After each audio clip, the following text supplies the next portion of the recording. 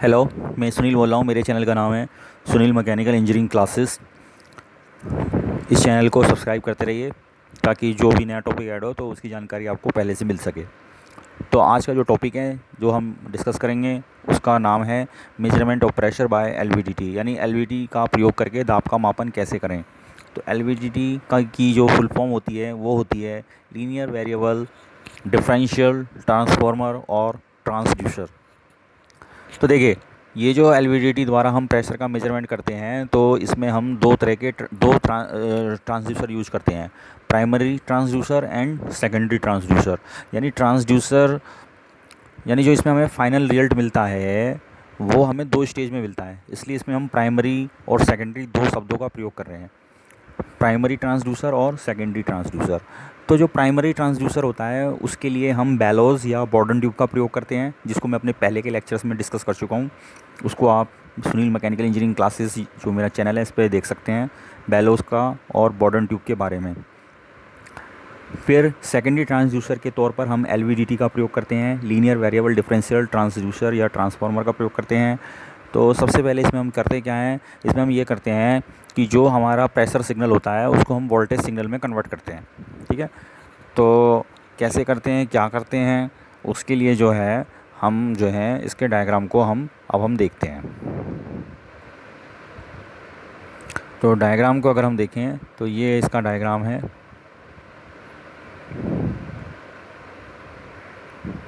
तो ये जो आप डायग्राम देख रहे हो, तो इस डायग्राम को अगर आप ध्यान से देखें तो इसमें आपको जो है जो इसके डिफरेंट पार्ट्स दिखाई दे रहे हैं, तो उन डिफरेंट पार्ट्स को हम इसमें देखते हैं।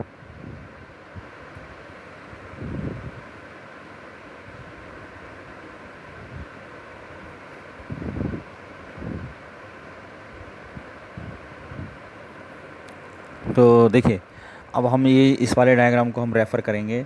तो इस डायग्राम को अगर आप देखें तो जो प्राइमरी ट्रांसड्यूसर होता है, तो प्राइमरी ट्रांसड्यूसर जो होता है यहाँ पर वो जो होता है वो जो है वो एक सी टाइप बॉर्डन ट्यूब होती है।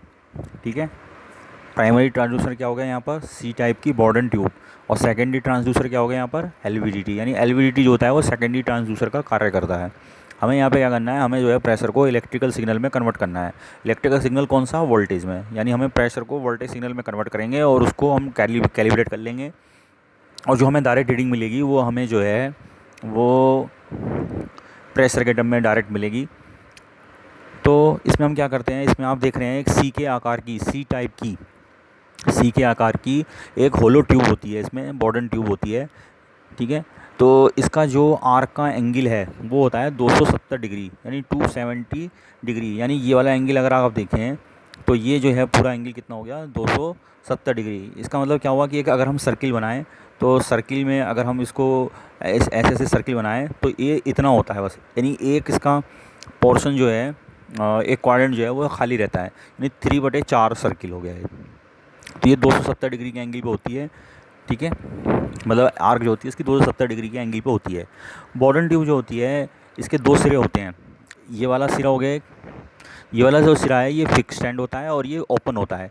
दूसरा सिरा होता है ये वाला, ये फ्री एंड होता है और ये क्लोज होता है। ठीक है, यानी जो फिक्स एंड है वो ओपन होगा और जो फ्री एंड है वो क्लोज होगा। ठीक है, ये इसमें हमारा मेन चीज़ है। अब हम क्या करते हैं कि ये जो फिक्स एंड है, इस फिक्स एंड को जैसे किसी पाइप के अंदर कोई गैस जा रही है या कोई लिक्विड जा रहा है, उसका हमें प्रेशर मेज़र करना है, तो इस फिक्स एंड को तो उस पाइप पे फिक्स कर देते हैं। बाकी फ्री हैंड वो ऐसे ही रहता है। ठीक है, तो इसमें आप देख रहे हैं, इसके पार्ट्स को देखें हम ध्यान से। तो सबसे पहले आप इसमें क्या देख रहे हो कि इसमें सबसे पहले एक सी टाइप की बॉर्डन ट्यूब है, सी टाइप की ये बॉर्डन ट्यूब है। ठीक है, बॉर्डन ट्यूब के बाद आप देख रहे हो कि इसका ये वाला एंड तो फिक्स है और ये वाला एंड फ्री है। ठीक है, फिर उसके बाद एक कॉर्ड है, CORD कॉर्ड, मतलब रस्सी होती है हिंदी में। तो जो कॉर्ड है बॉर्डन ट्यूब का, जो फ्री एंड है वो कॉर्ड से कनेक्टेड है, और कॉर्ड जो है वो एक रोलर से होते हुए एक LVDT की एक कोर से कनेक्टेड है। ठीक है, तो LVDT की एक कोर से कनेक्टेड है वो। तो ये इसका हमारा पूरा इसकी जो कंस्ट्रक्शन है। अब इसमें देख रहे हैं आप, जो कोर है वो दो वाइंडिंग्स के बीच में मूव करती है। एक होती है प्राइमरी वाइंडिंग, देखो ये लिख रखा है ना, एक होती है प्राइमरी वाइंडिंग और एक होती है सेकेंडरी वाइंडिंग। तो सेकेंडरी प्राइमरी वाइंडिंग जो है वो एक होती है और सेकेंडरी वाइंडिंग जो है वो दो होती हैं। तो सेकेंडरी वाइंडिंग जो दो हैं उसको हम S1 और S2 से हम उसको दिखा रखा है, ठीक है। तो ये इसमें हमारा मेन है। इसमें हमें करना क्या है कि जो प्रेशर सिग्नल है, प्रेशर सिग्नल को हम पहले बदलते हैं डिस्प्लेसमेंट सिग्नल में, यानी कि बोर्डन ट्यूब के डिस्प्लेसमेंट में, और फिर उस डिस्प्लेसमेंट सिग्नल को एलवीडीटी की हेल्प से हम बदलते हैं वोल्टेज सिग्नल में। फिर वोल्टेज सिग्नल से हम क्या करते हैं, डायरेक्ट इसका हम डिजिटल रीडिंग ले सकते हैं और उसको हम डायरेक्ट कैलिब्रेट कर लेते हैं। जो जितना प्रेशर आएगा उतना ही जो है हमारा वोल्टेज में जो परिवर्तन आएगा उसको हम डायरेक्ट कैलिब्रेट कर लेते हैं और डायरेक्ट हमें जो आंसर मिलता है वो प्रेशर के टर्म में मिल जाता है। कोई कैलकुलेशन हमें नहीं करने की आवश्यकता नहीं पड़ती है, ठीक है। तो सबसे पहले इसमें हम क्या करते हैं, मान लीजिए कि जो प्रेशर है, प्रेशर की वैल्यू ज़्यादा है। सपोज़ करिए जो प्रेशर है उस प्रेशर की वैल्यू ज़्यादा है। मान लो ये गैस है कोई, तो गैस यहाँ से आएगी और फिर वो इस पाथ ऐसे ऐसे यहाँ तक जाएगी। बॉर्डन ट्यूब का ये वाला सिरा जो है वो क्लोज है, बंद है। जब यहाँ पे जाएगी तो इसका मतलब क्या होगा कि वो इस बॉर्डन ट्यूब पे प्रेशर लगेगा, तो बॉर्डन ट्यूब की टेंडेंसी क्या होगी, बाहर की तरफ खुलने की होगी, ठीक है। बाहर की तरफ जो खुलने की होगी यानी एक्सपेंड होने की होगी, इसमें विस्तार होने की होगी, प्रसार होने की होगी। तो इससे क्या होगा कि ये जो कॉर्ड है, कॉर्ड के अंदर मोशन होगी, तो कॉर्ड के अंदर मोशन होगी तो कॉर्ड ऊपर की तरफ खींचेगी, ऊपर की तरफ खींचेगी तो ये जो कोर है ये ऊपर की तरफ मूव करेगी। तो कोर ऊपर की तरफ मूव करेगी तो इसमें क्या होगा कि ये जो कोर है वो प्राइमरी वाइंडिंग और सेकेंडरी वाइंडिंग के बीच में चल रही है, ठीक है। तो आपको पता है जैसे जो प्राइमरी वाइंडिंग है उसमें हमने एसी सप्लाई दे रखी है। जब एसी सप्लाई दे रखी है तो उसमें मैग्नेटिक फील्ड बनेगा।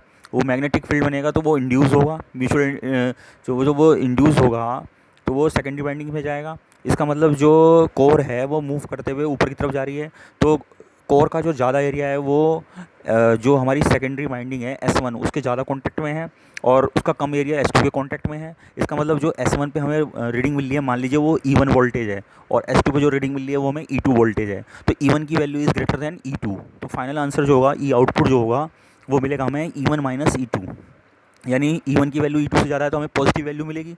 तो इसका मतलब क्या हुआ, अगर ऊपर डायरेक्शन में जाएगी तो हमें जो आउटपुट मिलेगा वो पॉजिटिव होगा, ठीक है। इसी तरीके से अगर ये जो प्रेशर है, प्रेशर की वैल्यू मान लीजिए कम है, तो क्या होगा कि जब प्रेशर की वैल्यू कम होगी तो ये जो बॉर्डन ट्यूब का जो फ्री एंड है वो कॉन्टैक्ट होगा, यानी वो सिकुड़ेगा। सिकुड़ेगा तो कोर कॉर्ड भी नीचे की तरफ आएगी। जब कॉर्ड नीचे की तरफ आएगी तो जो कॉर्ड है वो वापस अपनी स्थिति में आने की कोशिश करेगी और कोर जो नीचे की तरफ आने की कोशिश करेगी। तो इसका मतलब क्या होगा कि जो कोर है वो S1 जो सेकेंडरी वाइंडिंग है उससे S2 की तरफ जाएगी। तो इसका मतलब क्या होगा, S2 पर जो हमें वोल्टेज मिली थी E2, उसका मान S1 पे जो वोल्टेज मिली थी E1 से ज़्यादा हो जाएगा, यानी E2 is greater than E1। यानी जो फाइनल आउटपुट होगा E1 माइनस E2 वो नेगेटिव होगा। इसका मतलब हम वोल्टेज के मैग्नीट्यूड से और उसके जो साइन कन्वेंशन है उससे हम पता लगा सकते हैं कि जो कोर है वो अपर डायरेक्शन में जा रही है या डाउनवर्ड डायरेक्शन में जा रही है। यानी वोल्टेज अगर हमें प्लस में मिल रहा है इसका मतलब प्रेशर की वैल्यू बढ़ रही है, वोल्टेज का मान हमें माइनस में मिल रहा है तो इसका मतलब है कि प्रेशर की जो वैल्यू है वो घट रही है। अगर मान लीजिए हमारे पास जो ई आउटपुट मिल रहा है E1 माइनस E2 वो जीरो मिल रहा है, इसका मतलब जो है नल कंडीशन है ये, यानी कि कोर में कोई मोशन नहीं हो रही है, यानी प्रेशर में कोई चेंज नहीं आ रहा है। तो इसमें हम देखते हैं कि जो प्रेशर है वो डायरेक्टली प्रोपोर्शनल है आउटपुट वोल्टेज के, यानी जितना ज़्यादा प्रेशर होगा उतनी ज़्यादा हमें आउटपुट वोल्टेज मिलेगी। प्रेशर ज़्यादा होगा तो वोल्टेज ज़्यादा मिलेगी, प्रेशर कम होगा तो वोल्टेज कम मिलेगी, और प्रेशर में कोई चेंज नहीं आएगा तो वोल्टेज जीरो हो जाएगी, ठीक है। तो ये इसमें हमें ध्यान रखना होता है, कोर अपर डायरेक्शन में जा रही है या डाउनवर्ड डायरेक्शन में जा रही है, तो उसके अनुसार हमें यहाँ पर डिसीजन लेना होता है, ठीक है। तो यही इसमें बस मेन चीज़ है समझने की इसमें, बाकी तो सब आसान है।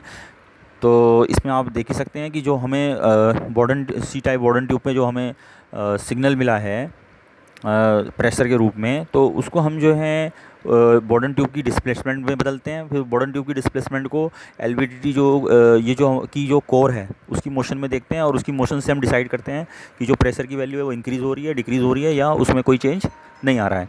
अगर प्रेशर की देखो आउटपुट वोल्टेज हमें पॉजिटिव मिल रहा है, इसका मतलब प्रेशर जो है वो बढ़ रहा है, और आउटपुट वोल्टेज हमें नेगेटिव मिल रहा है, इसका मतलब प्रेशर डिक्रीज़ हो रहा है। यानी pressure is directly proportional to this output voltage, यानी या इस तरह से हम दूसरे शब्दों में कह सकते हैं output voltage is directly proportional to pressure, यानी जो हमें आउटपुट वोल्टेज मिल रहा है वो प्रेशर के समानुपाती है। जितना ज़्यादा प्रेशर होगा उतना ज़्यादा आउटपुट वोल्टेज मिलेगा। ठीक है, तो ये हमारे पास इस पर बस मेन है। और इस तरीके से हम जो हैं और प्रेशर का मान ज्ञात कर सकते हैं। तो दो तरह के ट्रांसड्यूसर हैं। तो ये सी टाइप बॉर्डन ट्यूब जो है ये हमारा जो है प्राइमरी ट्रांसड्यूसर है, और एलवीडी की जो कोर है ये जो है हमारा सेकेंडरी ट्रांसड्यूसर है। ठीक है, तो इस तरीके से हम जो है प्रेशर का मान ज्ञात कर सकते हैं। और जो हमें वोल्टेज मिल रही है इस वोल्टेज को हम डिजिटल वैल्यू में कन्वर्ट कर लेते हैं, डायरेक्टली हम इसको कैलिब्रेट कर लेते हैं। भाई इसमें हम 50-100 रीडिंग बना लेते हैं, डायरेक्ट एक टेबल बना लेते हैं, भाई इतने प्रेशर चेंज पे इतना हमें वोल्टेज चेंज मिल रहा है, तो उसके अकॉर्डिंगली हम स्केल डायल बना लेते हैं या डिजिटल डिस्प्ले बना लेते हैं। तो उस समय डायरेक्ट हमें कैलिब्रेटेड कर लेते हैं, तो उसमें डायरेक्ट हमें रीडिंग मिल जाती है प्रेशर की। हमें कोई कैलकुलेशन करने की, कोई फार्मूला लगाने की कोई ज़रूरत नहीं है। इधर प्रेशर में चेंज होगा, उधर हमारे पास डायरेक्ट आंसर आ जाएगा। ठीक है, तो ये इसमें हमने क्या करा था, सी टाइप बॉर्डन ट्यूब का प्रयोग करा था प्राइमरी ट्रांसड्यूसर के तौर पर। हम इसमें ये मैंने आपको फार्मूला दिखाया था E1 माइनस E2, और जो क्या होता है देखिए ये आउटपुट वोल्टेज प्लस है, कम है, कब जीरो है, तो ये हमने दिखाया था।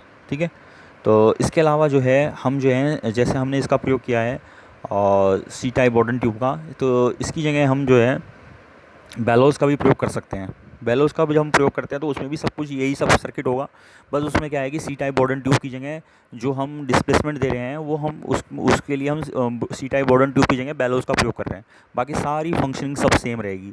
भाई बेलोज हैं, जैसे बेलोज ये हैं, तो जो बेलोज में हम जो है डिस्प्लेसमेंट देंगे, तो देखिए ये देखिए बेलोज हैं।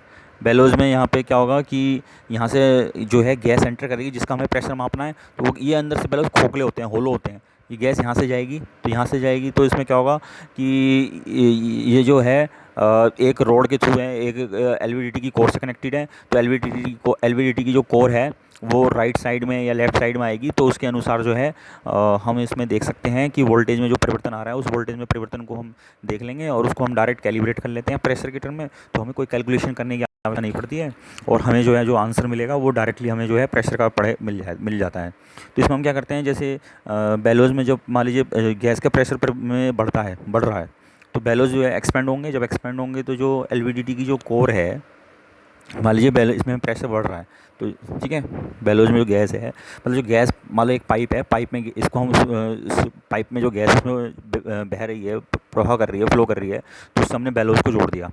ठीक है, अब जो गैस का प्रेशर मान लीजिए बढ़ा, जब गैस का प्रेशर बढ़ा तो वो गैस इसमें बेलोज में आएगी। बेलोज अंदर से खोखले होते हैं, तो गैस यहाँ तक आएगी, अंदर आएगी इसमें।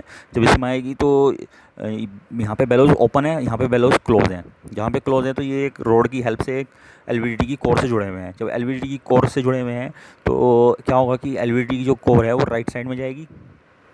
ठीक है, तो राइट साइड में जाएगी तो इसमें क्या होगा कि मान लीजिए इसमें दो प्राइमरी जो वाइंडिंग है उसमें एक प्राइमरी जो वाइंडिंग है उस पर एक कोयल है, और जो सेकेंडरी वाइंडिंग्स है उसमें दो कोयल्स हैं, यानी दो सेकेंडरी वाइंडिंग्स है और एक प्राइमरी वाइंडिंग है हमारे पास।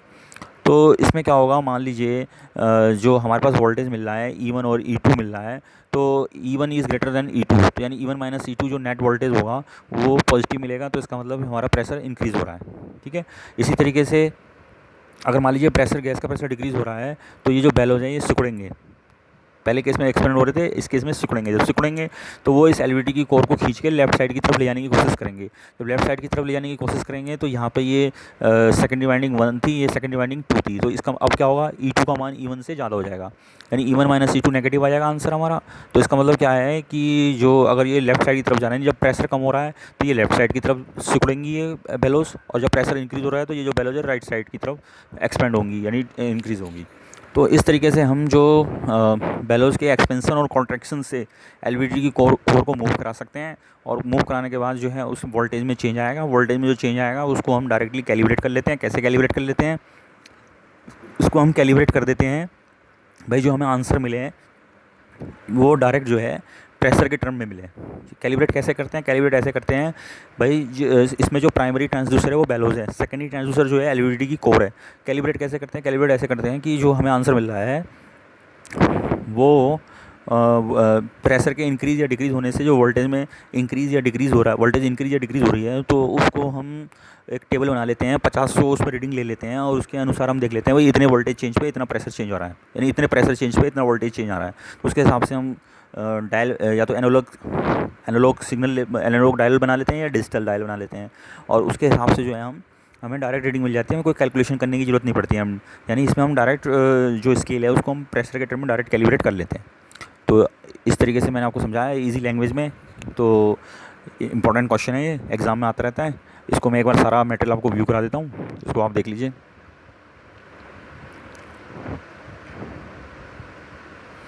तो मेरे चैनल का नाम है सुनील मैकेनिकल इंजीनियरिंग क्लासेस, इसको सब्सक्राइब करते रहिए ताकि जो टॉपिक मैं ऐड करता रहूँ उसकी जानकारी आपको समय से मिल जाए। तो मेरे चैनल को आप सब्सक्राइब करिए। मेरे चैनल का नाम है Sunil mechanical engineering classes. Thank you.